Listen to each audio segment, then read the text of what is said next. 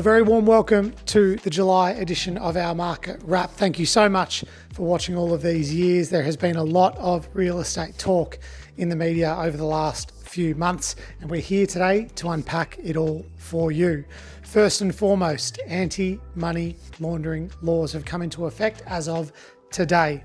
What that means for you as a vendor or as a purchaser, whenever you're selling, or if you're the successful purchaser of a property, we as the agent will now need to complete these AML checks. Essentially what they are is we're basically now the middleman between the government and the lawyers to essentially make sure that the funds in which you have used to purchase or sell a property are not from an illegal source. There's about 15 or 20 questions that we need to ask each purchaser and each vendor to basically source where the funds have come from and also the background in which the property has been sourced. That's the first thing. Next big ticket item is obviously the budget. There are a lot of changes in the air of making things easier for first home buyers to purchase. Whether you believe in the mechanics of the budget is yet to be decided. However, what I've noticed at the coalface is prices have certainly come back, as well as auction clearance rates. We've noticed prices drop about 15 to 20% across Melbourne. We've noticed auction clearance rates go from about 80% to just under 60% since the budget was announced. Within the budget, there's quite a few different things that have been put towards Victorians and Australians as a whole. Number one, obviously, is the AML stuff.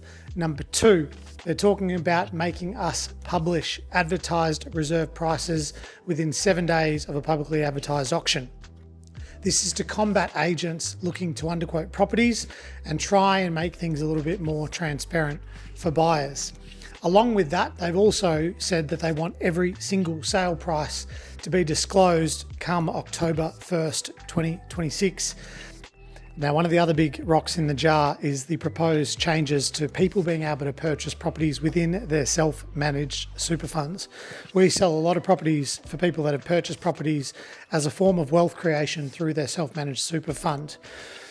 I don't want to make this an opinion piece. However, these budget changes are one of the biggest changes that we have seen across real estate, not only in Victoria, but Australia-wide in my 17 years at Buxton. The rules do change a lot. And what I've noticed over the years is when the rules change, people simply work with those changes.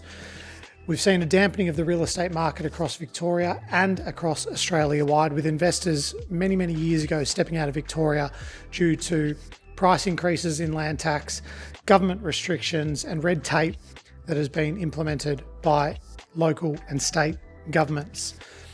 This, however, if you look at the market as a whole, the market is never bad, nor is it ever good.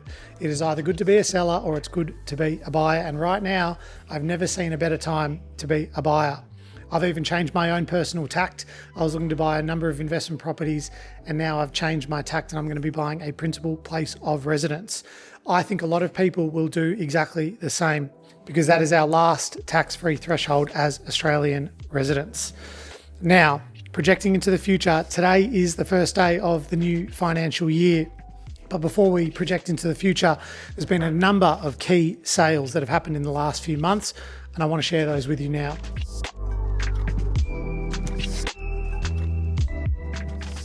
First and foremost was a big family home outside of the McKinnon School Zone, number 6 Nichols Road in Ormond. Now that property actually passed in at auction and was sold immediately after for $3.2 million. Next was number 53 Yulupna Road in Ormond, a beautifully renovated single level period home. And that property sold post-auction for $2,972,000. Next was number 37 Stewart Street in Ormond, again a beautifully renovated single level period home, and that property sold after auction for $2.85 million. Last but certainly not least was number 15 Hawthorne Grove in McKinnon, a huge 930 square metre north facing period home in the McKinnon School Zone, and that property sold 48 hours after auction for $2.65 million. Now there's a recurring theme here. A lot of properties are selling either at auction or shortly after auction. Buyers are still seeing incredible value with properties that are priced well. However, we've noticed that sensitivity with price has certainly crept into this market. If you're not priced right, your days on market will blow out from what has traditionally been 24 to 30 days to 45, 60, or even out to 90 days, with multiple price changes happening throughout your marketing campaign. Choice of agent has never been more important. Not all agents are deal makers. You need to do your research. If you're looking at selling a property, please do your research on the agent, not the agency that you are looking to employ, because not all agents will get you the same result. If I look forward between now and Christmas, I definitely think that we are going to be in more of a subdued real estate market. Stock levels aren't going to be anywhere near what they normally are. And if I'm predicting, I think that springtime this year will see us and see the real estate market bottom out before we start to see a little bit more positivity come in 2027.